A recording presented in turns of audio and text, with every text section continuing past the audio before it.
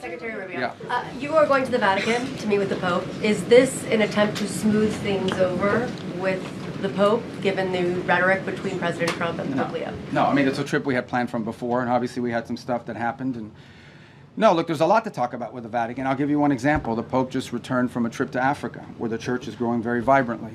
And we have shared concerns about religious freedom, freedom in different parts of the world. We'd love to talk to them about that. The topic of Cuba, you know, we gave Cuba $6 million of humanitarian aid, but obviously they won't let us distribute it. We distributed it through the church. We'd like to do more.